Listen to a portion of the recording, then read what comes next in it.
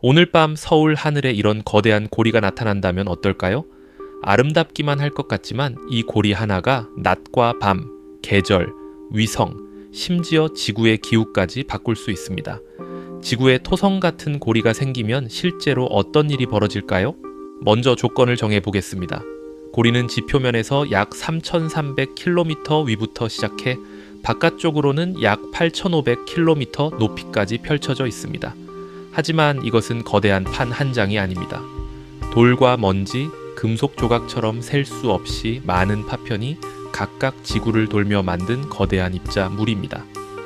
토성의 밝은 고리는 얼음이 많지만 지구 근처에서 만들어진 고리라면 암석과 먼지가 중심일 가능성이 더 큽니다.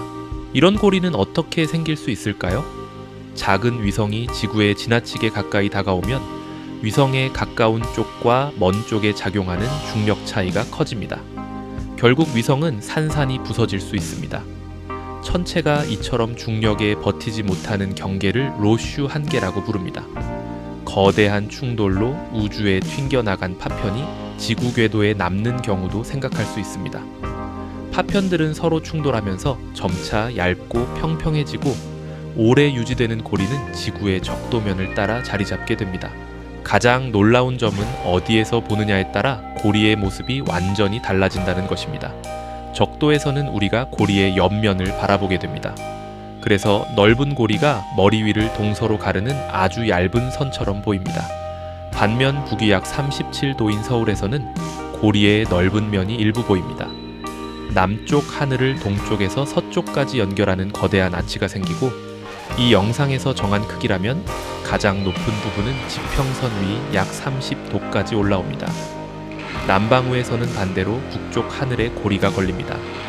더 높은 위도로 갈수록 고리는 지평선 쪽으로 낮아집니다. 그리고 약 65도보다 극지방에 가까운 곳에서는 지구 자체에 가려 고리가 거의 보이지 않을 수도 있습니다. 고리는 달처럼 떠올랐다가 지는 물체도 아닙니다. 지구의 적도를 따라 지구 전체를 둘러싸고 있기 때문에 같은 장소에서는 거의 같은 위치에 걸린 것처럼 보입니다. 대신 태양빛을 받는 방향이 달라지면서 밝은 부분과 어두운 부분이 계속 바뀝니다. 충분히 밝고 조밀한 고리라면 낮에도 희끗한 띠가 보일 수 있습니다. 밤에는 태양빛을 받는 파편들이 거대한 은빛 아치처럼 빛나지만 지구의 그림자에 들어간 부분은 검게 끊겨 보입니다. 별과 은하수를 관측하기에는 지금보다 훨씬 불리한 하늘이 됩니다. 하지만 더 큰 변화는 하늘이 아니라 땅에서 시작됩니다. 지구의 자전축은 약 23.5도 기울어져 있습니다. 그래서 지구가 태양 주위를 도는 동안 태양이 고리를 비추는 각도도 계절마다 달라집니다. 춘분과 추분 무렵에는 태양이 고리의 옆면을 비추기 때문에 그림자가 비교적 좁아집니다. 반대로 하지와 동지 무렵에는 고리의 넓은 면이 햇빛을 가리며 겨울을 보내는 반구의 열대와 아열대 쪽으로 거대한 그림자 띠가 이동합니다. 실제로 완전히 불투명한 고리를 가정한 기후 모델에서는 열대와 아열대가 크게 식고 지구 전체가 더 차갑고 건조해지는 결과가 나왔습니다. 다만 이것은 매우 짙은 고리를 가정한 결과입니다.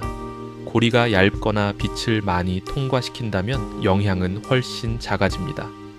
정확한 온도 변화는 고리의 폭과 입자 크기, 그리고 햇빛을 얼마나 막는지에 따라 달라집니다. 인공위성에도 큰 문제가 생깁니다. 고리가 있는 공간은 아름다운 길이 아니라 초고속 파편 지대입니다. 위성의 궤도가 고리와 교차한다면 작은 모래알만 한 조각도 초속수 킬로미터의 속도로 충돌해 치명적인 손상을 줄 수 있습니다. 그렇다고 모든 위성이 사라지는 것은 아닙니다. 고리 안쪽보다 낮게 도는 저궤도 위성이나 고리 바깥의 높은 궤도는 설계에 따라 남을 수 있습니다. 하지만 로켓은 고리의 빈 공간을 통과하거나 적도면에서 먼저 벗어난 뒤 바깥으로 나가는 새로운 경로가 필요합니다.